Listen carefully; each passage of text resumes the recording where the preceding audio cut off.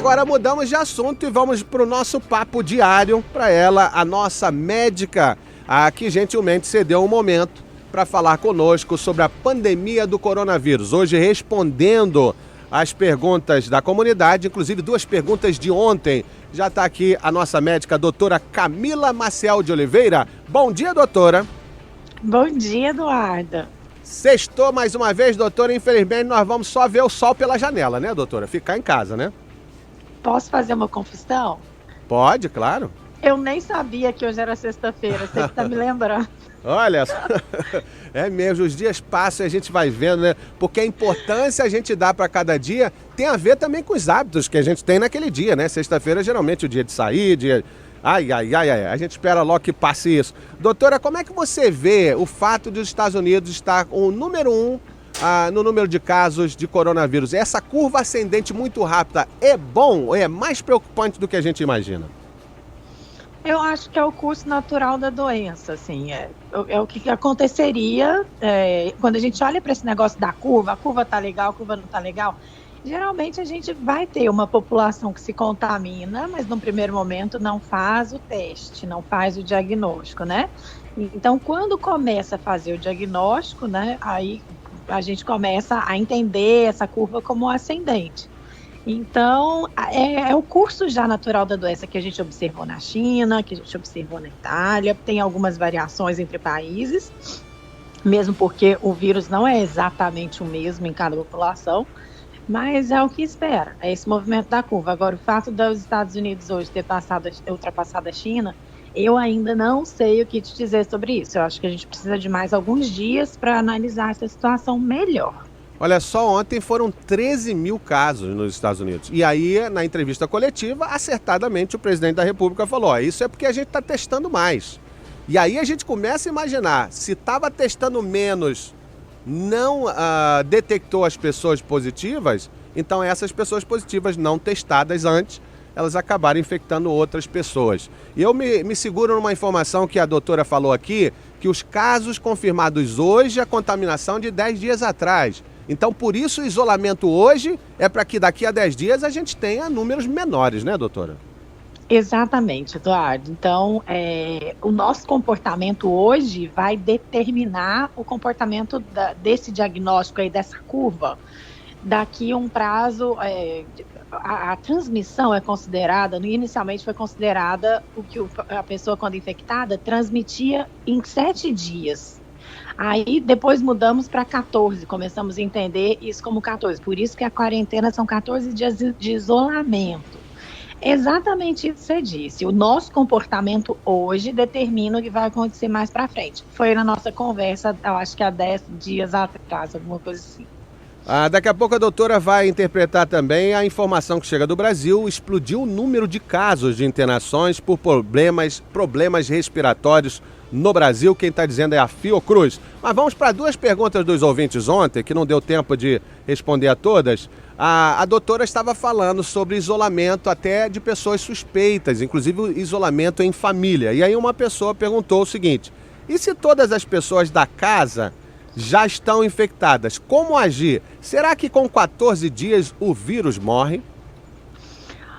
Olha, quando todas as pessoas estão infectadas já, e se elas não evoluírem mal, precisando de uma UTI, tipo assim, não é o pior dos mundos, entendeu?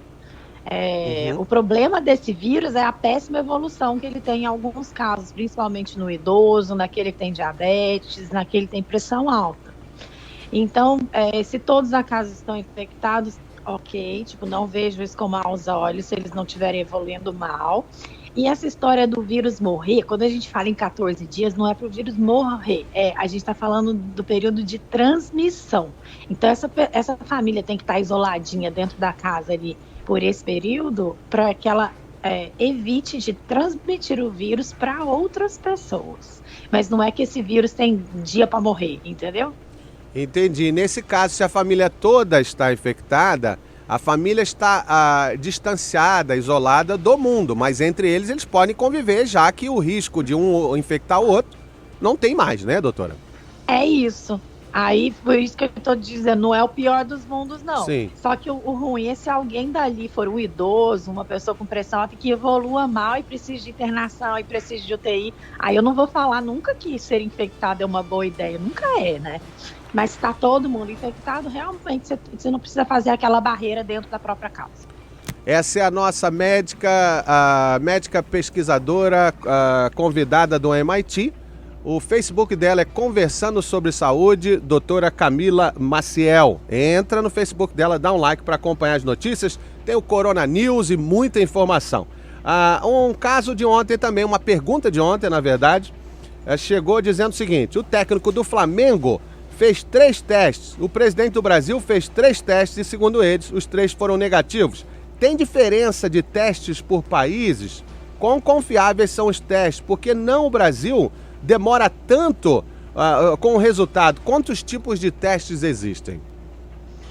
O teste basicamente utiliza uma técnica, né? Que foi a primeira, assim, que já foi descoberta e já viabilizou e já caiu no mercado rapidamente. Mas por que no Brasil demora tanto? Eu acho que essa pergunta é muito interessante, porque eu tenho discutido com alguns colegas médicos a situação do Brasil. E ele perguntou num grande laboratório, um dos meus colegas perguntou num grande laboratório de São Paulo: me diz a previsão para esse teste ficar pronto. O dono do laboratório não quis dar essa previsão.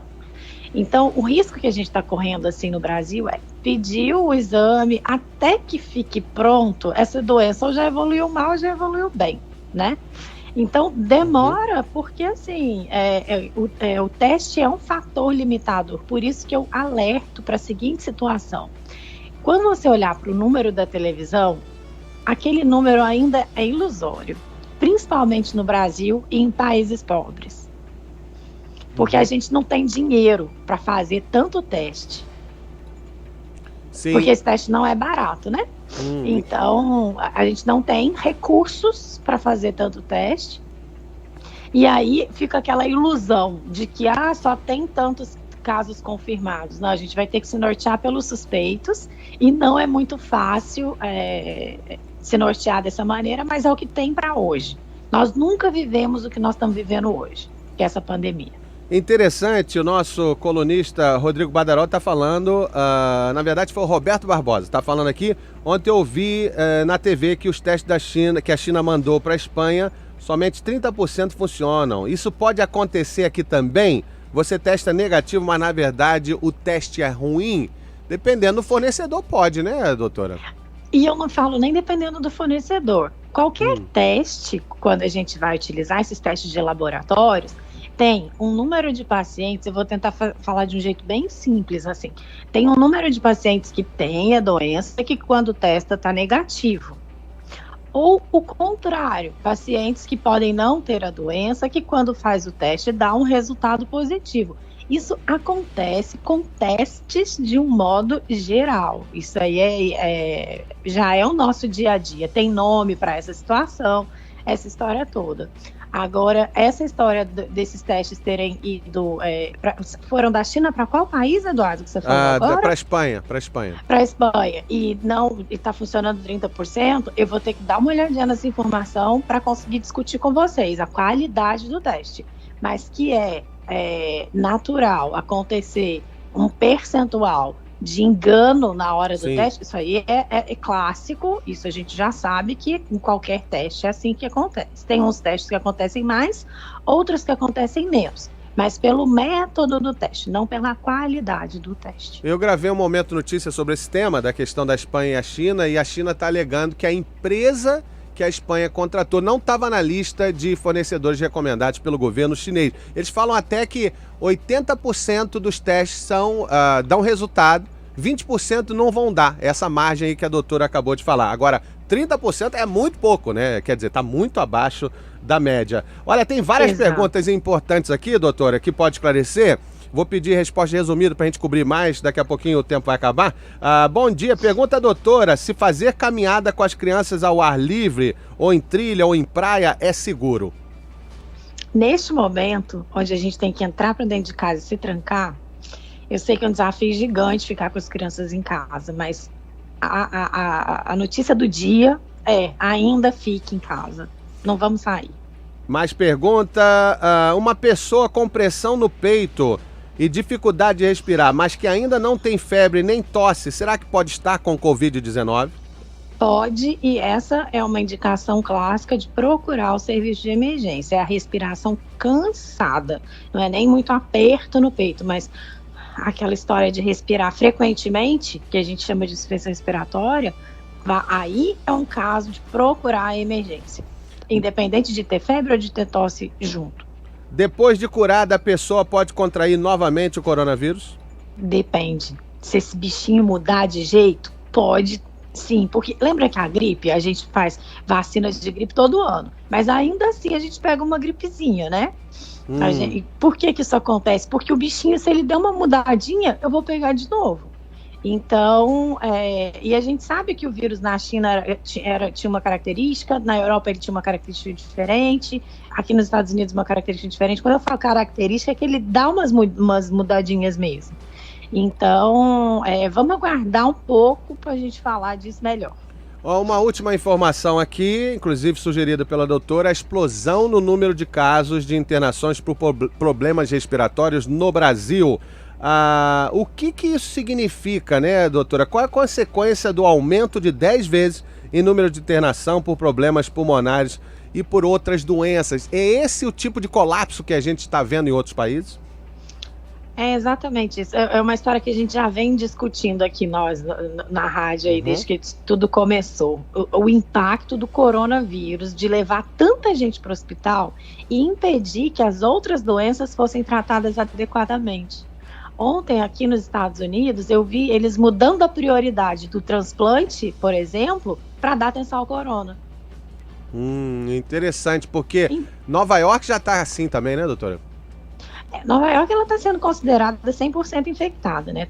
Antes de ontem, eu vi essa notícia, sim, inclusive, que todos os pacientes, todas as pessoas que deixaram Nova York e foram para outra cidade, elas têm que ser consideradas assim, em isolamento mesmo, 14 dias, porque ela é considerada suspeita. Só por ter saído de Nova York é considerada suspeita. Nova York está sofrendo bastante, né?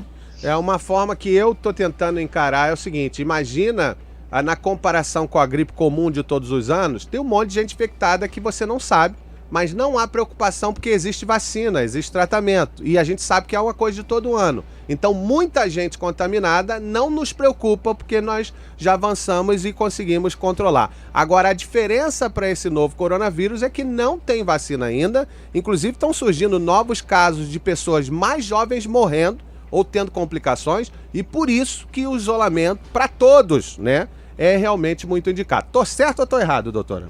Vou só fazer uma consideração. Sim. O fato de existir a vacina da gripe, ok, nos protege de contrair a gripe. Por que a gente não preocupa muito com a gripe? Porque a gripe passa, entendeu? Ela não evolui mal. A gente não vai ter aquela insuficiência respiratória, de ter que proteir, essa coisa toda. Então, assim, a gente toma vacina que nos protege um pouco, pode ter uma gripezinha porque pegou um vírusinho diferente, mas a evolução não é ruim. Qual que é o problema do corona? A gente não tem a vacina. Se ficar doente e evoluir bem, que eu quero dizer, tipo assim, teve um sintomazinho, outro melhorou, ok. Se evoluir mal, é essa explosão de ocupação de número de leitos nas UTIs do Brasil, que aconteceu em uma semana, aumentou em 10 vezes a necessidade de leitos por doença respiratória no Brasil. Então, a gente não tem vacina, e a gente não tem tratamento, e a gente não tem leito de UTI. Então, agora as pessoas começam a entender, Eduardo, a nossa angústia. A gente está aqui, eu acho que agora há 14 dias junto praticamente, né? Então, a nossa angústia desde o começo, gente, isolamento, porque era o único jeito da gente evitar que todo mundo ficasse doente ao mesmo tempo, sabe? E não tivesse a chance de ir para um serviço de UTI. É por isso, esse é mais um motivo que a gente tem que ouvir os médicos, além de todas as experiências que o médico tem no tratamento e também na tentativa de mitigar a disseminação do vírus. O médico está sabendo que a estrutura hospitalar não vai aguentar para todo mundo. E é para todo mundo de coronavírus. Imagina com outras todas doenças. Ou seja, nós vemos quadro na Espanha que pessoas morrem de doenças que poderiam ser curadas, porque falta leito, falta local para colocar os pacientes principalmente os respiradores hospitalares. Doutora, muito obrigado pela sua participação. Stay safe, bom final de semana, tá bom, doutora? Obrigada, Eduardo. Um abraço, comunidade imigrante brasileira. Bom final de semana para vocês. Valeu, obrigado. O Facebook dela é Conversando sobre Saúde, doutora Camila Maciel. Já, já.